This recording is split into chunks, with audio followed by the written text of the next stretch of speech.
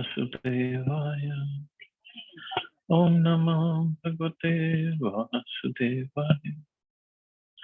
Naranam Namaskritya Naram Chaiva Narot Devim Saraswatim Vyasam Tato Jayam Udire Nashtaprayeshu Bhadreshu Nityam Bhagavata Sevaya Bhagavati Uttam Shloke Bhaktir Bhavati Naishtiki. So continuing with the discussion on Srimad Bhagavatam, Canto 10, Chapter 6, the killing of the demon Putana. Text 39 onwards. Payansi yasam apibat putra snehas nuttan yalam Bhagwan Devaki putra kavalyadya akhil pradaha tasam aviritam Krishne kurvati nam sutekshanam na punah kalpate rajan sansaro ajnana sambhava. The Supreme Personality of Godhead, Krishna, is the bestower of many benedictions, including liberation, Kaivalya, or oneness with the Brahman effulgence. For that Supreme Personality of Godhead, the gopis always felt maternal love, means the elderly gopis, and Krishna sucked their breasts with full satisfaction. Therefore, because of their relationship as mother and son, although the gopis were engaged in various family activities, one should never think that they return to this material world after leaving their bodies. So, just like Krishna sent Putana to Golok Vrindavan, make her an assistant of Yashoda Maya, so what about these other gopis who just served Krishna like mothers? And that's what the purpose is. The advantage of Krishna consciousness is described here. Krishna consciousness gradually develops on the transcendental platform. One may think of Krishna as a supreme personality. One may think of Krishna as a supreme master. One may think of Krishna as a supreme friend. One may think of Krishna as a supreme son. Or one may think of Krishna as a supreme conjugal lover. If one is connected with Krishna in any of these transcendental relationships, the course of one's life, one's material life, is understood to have already ended. As confirmed in the Bhagavad Gita, Tyakta Deham Punarjanma Naiti Mameti. For such devotees, going back home, back to Godhead is guaranteed. Na Puna Kalpate Rajan. This verse also guarantees that devotees who constantly think of Krishna in a particular relationship will never return to this material world. In this material world of samsara, there are the same relationships. One may think, here is my son, here is my wife, here is my lover, or here is my friend. But these relationships are temporary illusions. Why? Because they are only based on the body, not based on the soul. Agyan Sambhava, such a consciousness awakens in ignorance. But when the same relationships awaken in Krishna consciousness, one's spiritual life is revived, and one is guaranteed to return home back to Godhead. Even though the gopis who were friends of Rohini and Mother Yashoda and who allowed their breasts to be sucked by Krishna were not directly Krishna's mothers, they all had the same chance as Rohini and Yashoda to go back to Godhead and act as Krishna's mothers-in-law, servants, and so on. The word samsara refers to the attachment for one's body, home, husband or wife, and children. But although the gopis and all the other inhabitants of Vrindavan had the same affection and attachment for husband and home, their central affection was for Krishna in some transcendental relationship. And therefore, they were guaranteed to be promoted to Golok Vrindavan in the next life, to live with Krishna eternally in spiritual happiness. Also, as Prabhupada has explained earlier, that when a devotee he gets purified and then spiritually advanced, and when he leaves the body, he is transferred to the universe where Krishna's pastime is going on. And then according to the Swarupa of that Jivatma, he is given that kind of service. So these gopis, elderly gopis, could be the jivas who had developed this parental love for Krishna. So they had to get the training done in that universe, and then they go back home to God, back to the spiritual world. And there could be some gopis who directly came from spiritual world to assist Mother Yashoda and Krishna in their pastimes. That could be also true. But in the end, everybody is happy with Krishna, serving Krishna, and when they leave the body, they go back to the spiritual world and serve him there eternally. So there are innumerable universes, and there could be innumerable gopis, eternal gopis we are talking right now, and gopas. And all can be transferred to the spiritual world, and still there is more devotees who can come later. Innumerable devotees. That is spiritual world. There's no limit to that. The easiest way to attain spiritual elevation, to be liberated from this material world and to go back home, back to Godhead, is recommended by Bhaktivinoda Thakur. Krishnera sansara kara chadiyanachar. One should give up all sinful activities and remain in the family of Krishna. Then one's liberation is guaranteed. And another thing that I heard once, so there are innumerable motherly gopis of Krishna in the spiritual world. Innumerable, that there cannot be any limit. But Yashodama is only one. Obviously, Yashodananda, they're only one. So suppose there are 1 million. Suppose it's a very low figure, but suppose there are 1 million such maternal gopis, motherly gopis. So do they get a chance to be with Krishna or to serve Krishna in 1 million days? Suppose everybody gets a day to spend some time with Krishna. So do they get a chance after 1 million days? No. Now Krishna is Krishna. So he expands himself in as many gopis, as many gopas, sakhas, sakhis, to be with them every day.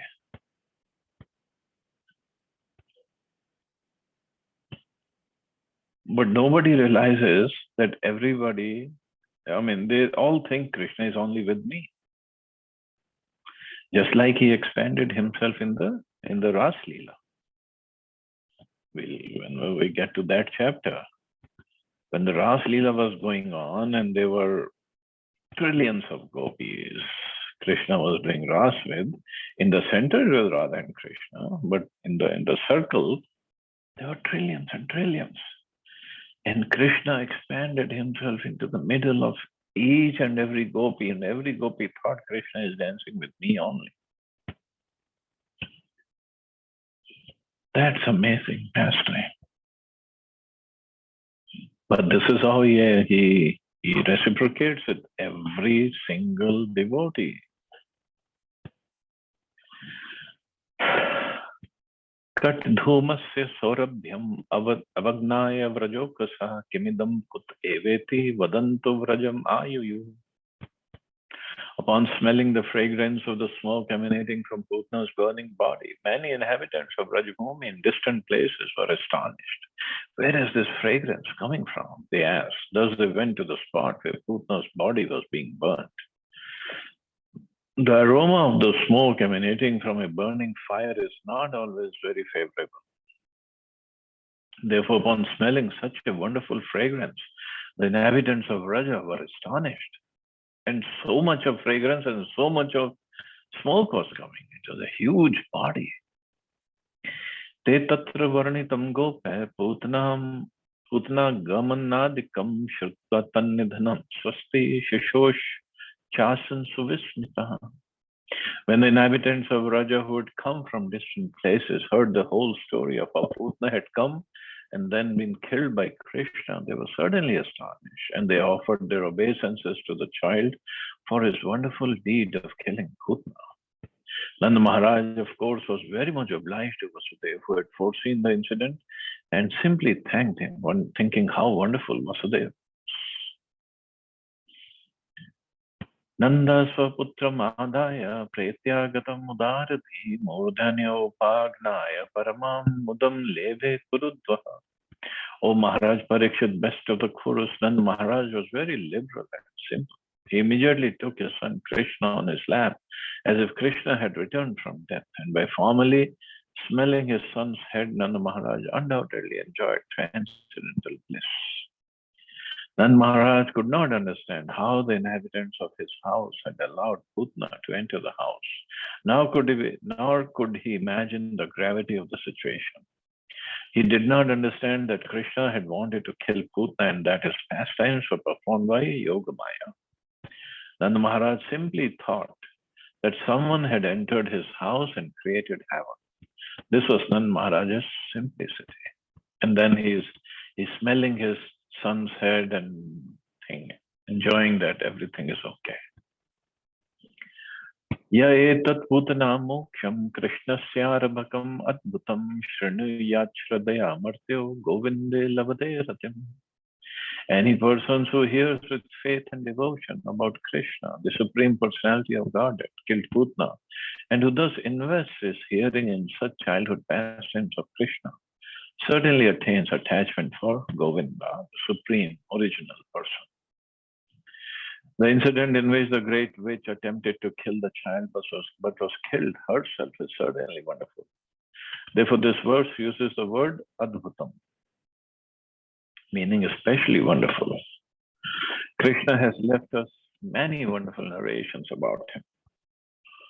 Simply by reading these narrations, as they described in Krishna, the Supreme Personality of Godhead, one gains salvation from this material world and gradually develops attachment to and devotion for Govinda or Adi Purusha. So thus ends Srila Prabhupada's commentary on 10th canto, 6th chapter of Srimad Bhagavatam, entitled The Killing of Demon Putna. Now, as I posted in the group, in his Shri Chaitanya Shikshashtakam, Srila Bhaktivinoda Thakur gives the following summary of demons Krishna killed in his Vrindavan pastimes and the anarthas they represent. See, every demon that Krishna kills in Vrindavan, Krishna and Balram Babu, they represent some anartha in our heart. So by just reading these pastimes with faith, with devotion, those anarthas from our heart start to go away. So Putna, what does Putna represent? Putna represents a pseudo-guru, which may be either a person or one's own conditioned mind. Pseudo-guru means a cheating guru. So we all have a tendency to go to a guru who's not a bona fide person, who doesn't come in parampara, who himself is not elevated, and who himself has some other cheating propensity other than taking his disciple or followers to the path of Krishna consciousness, to the service of Krishna. So why Putna represents that? Because Putna, she was a demoness. She took the form of a very beautiful woman, but with only purpose of killing Krishna. She came inside the house. So pseudo-guru does what?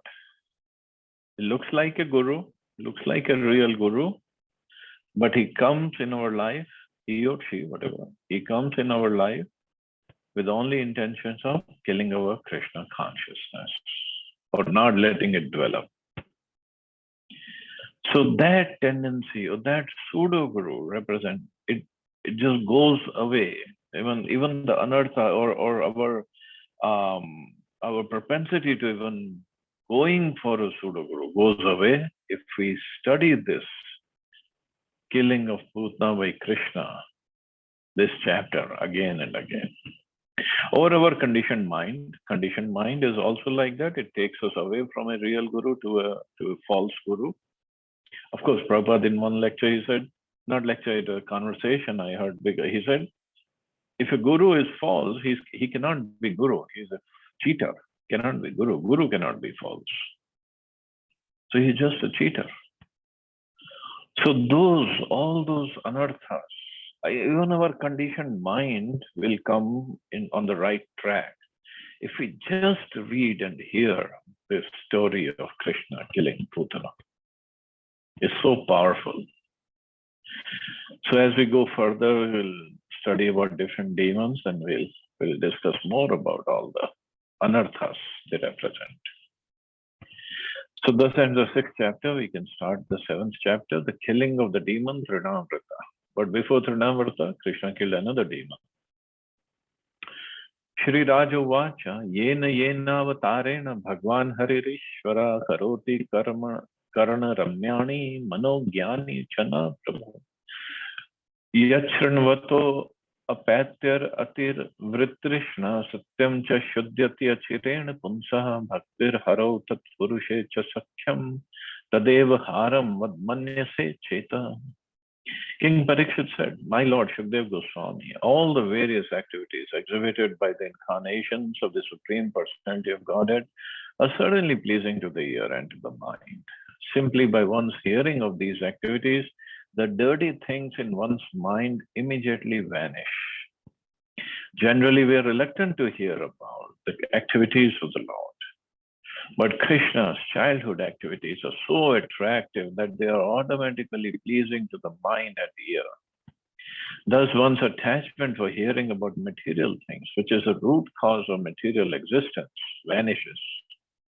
And one gradually develops devotional service to the Supreme Lord, attachment for Him, and friendship with devotees who give us a contribution of Krishna consciousness.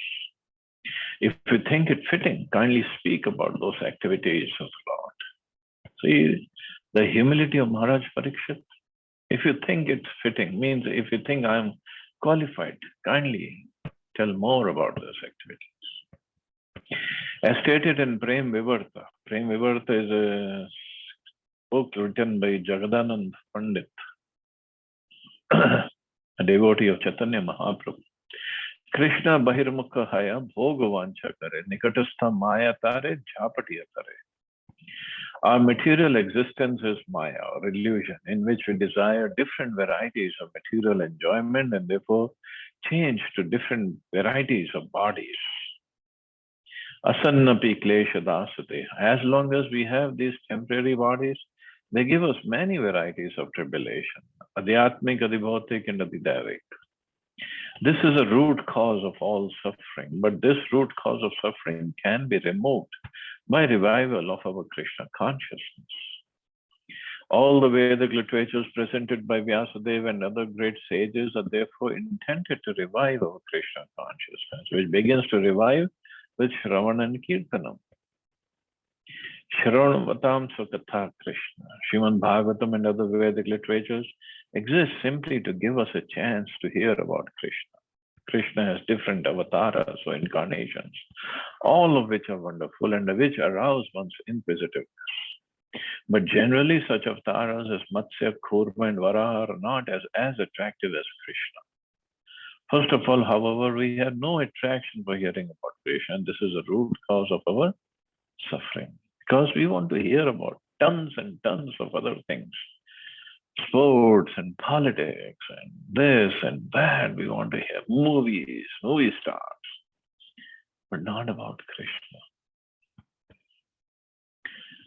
And here, Maharaj Parikshit is sitting there for the last almost maybe 5 days and hadn't even moved. And he wants to hear more. And he's saying, if I'm eligible, please tell me more. But Parikshit Maharaj specifically mentions that the wonderful activities of baby Krishna, which amaze Mother Yashoda and the other inhabitants of Braja, are especially attractive. From the very beginning of his childhood, Krishna killed Putana, Trinavrata, Shaktasura, and showed the entire universe within his mouth. Thus the pastimes of Krishna, one after another, kept Mother Yashoda and all the inhabitants of Braja in great astonishment. The process to revive one's Krishna consciousness is Adav Shraddha Tato Sadhu Sangha. The pastimes of Krishna can be properly received from devotees. If one has developed a little bit of Krishna consciousness by hearing from Vaishnavas about the activities of Krishna, one becomes attached to Vaishnavas who are interested only in Krishna consciousness. So this is what should be our duty. Just hear about Krishna from somebody and only have interest in associating with them. And hear more, hear more, hear. Therefore, Parikshit Maharaj recommends that one hear about Lord Krishna's childhood activities, which are more attractive than the activities of other incarnations, such as Matsya, Kurma, and Varaha. Wanting to hear more and more from Shukdev Goswami, Maharaj Parikshit requested him to continue describing Krishna's childhood activities, which are especially easy to hear and which create more and more inquisitiveness. And why is it easy to hear? Because we don't develop some lusty desires by hearing about Krishna's childhood pastimes. When we hear about Krishna's pastimes with gopis, we can develop because we are not that pure yet. But childhood pastimes, anytime we can hear. Athanyadapi Krishnasya toka charitam adbhutam manusham lokam asadya tajjatim anurundhata. Please describe other pastimes of Krishna, the Supreme Personality of Godhead, who appeared on this planet Earth, imitating a human child and performing wonderful activities like killing Uttan. Maharaj Parikshit requested Shukdev Goswami to narrate other childhood pastimes exhibited by Krishna while playing as a human child. The Supreme Personality of Godhead incarnates at different times in different planets and universes, and according to the nature of those places, he exhibits his unlimited potency. That a child sitting on the lap of his mother was able to kill the gigantic Bhuta is extremely wonderful for the inhabitants of this planet. But on other planets, the inhabitants are more advanced, and therefore the pastimes the Lord performs there are still more wonderful.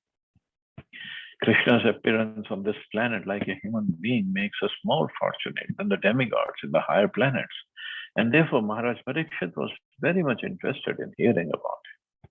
So Krishna must be performing his pastimes on other planets also, as Prabhupada, not just in other universes, other planets also. But he's performing different pastimes over there. Just like if somebody goes to a place and he lifts some weight, maybe 200 kilo or 500 kilo, and people over there get very astonished, oh, how great he is. But he goes to other places where other people can easily lift 500 kg. But if he lifts 1000 kg over there, then the people get astonished. But he still lifts 500 kg. What's the big deal? We can also lift 500. So his pastimes are according to the places where he is performing those pastimes.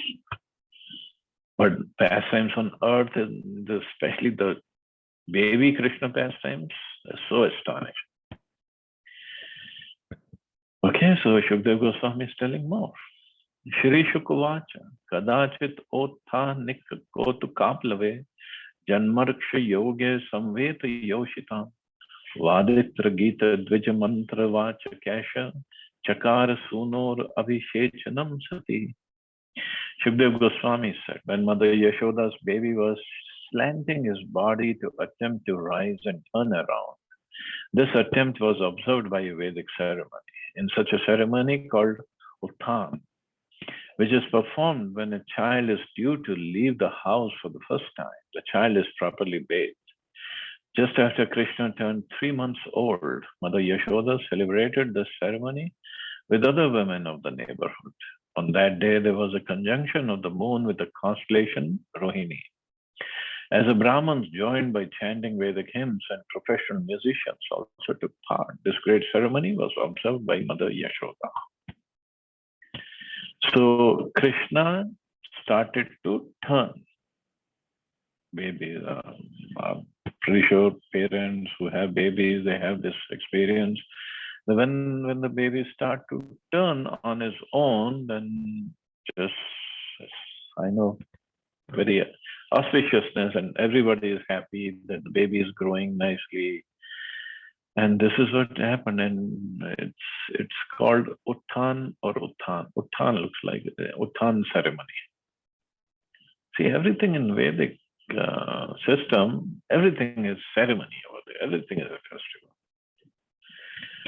Purport Prabhupada says, there is no question of overpopulation or of children being a burden for their parents in a Vedic society. Such a society is so well organized and people are so advanced in spiritual consciousness that childbirth is never regarded as a burden or a botheration. The more a child grows, the more his parents become jubilant, and the child's attempts to turn over are also a source of jubilation. Even before the child is born, when the mother is pregnant, many recommended ritualistic ceremonies are performed. For example, when the child has been within the womb for 3 months and for 7 months, there is a ceremony the mother observes by eating with neighboring children. This ceremony is called a Swadha Bhakshan. Similarly, before the conception of the child, there is a Garbhadhan ceremony. In Vedic civilization, childbirth or pregnancy is never regarded as a burden. Rather, it's a cause for jubilation. In contrast, people in modern civilization do not like pregnancy or childbirth. And when there is a child, they sometimes kill it. Of course, they don't call it murder, they call it abortion, just to make them feel good. It's like aborting a mission. When we are trying to go somewhere and we don't feel it's the right thing to do, we abort that mission. So they just call it abortion, childbirth. It's actually a murder. We can just consider how human society has fallen since the inauguration of Kali Yuga. Although people still claim to be civilized, at the present moment there is actually no human civilization, but only an assembly of two-legged animals. Heavy purport. But according to Vedic system, everything is a ceremony, everything is a festival. Child is just turning, and it's a festival. Well, this pastime goes little long, so I guess I have to stop here and see anybody has any questions or comments.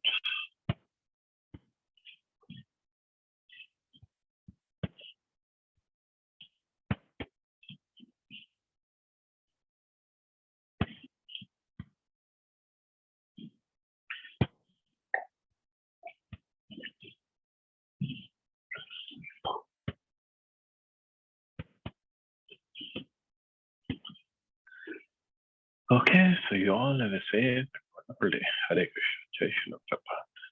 Hare Krishna. Jai Srila Prabhupada.